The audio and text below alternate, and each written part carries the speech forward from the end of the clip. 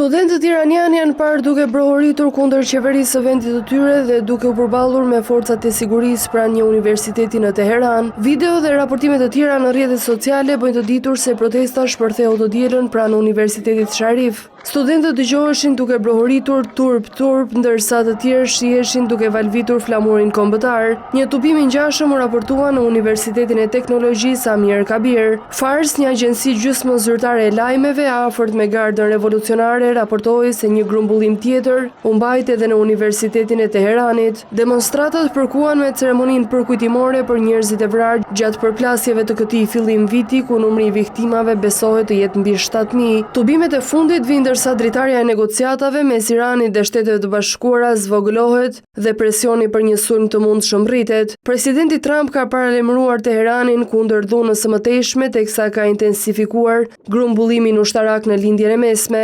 Aeroplan mbajtësja e dytë amerikane Gerald Ford është parë të kalojë pranë Gibraltarit në Afrikën Veriore dhe po udhëton drejt lindjes së mesme. Në fuqi është ende ultimatumi 15 ditor që Trump i vendosi Iranit të njëjtën për arritjen e një marrëveshje. Në të kundërt, sulmi amerikan mund të jetë i pashmangshëm, ndërsa Teherani kërcënon se konflikti mund të marrë përmasa të mëdha rajonale.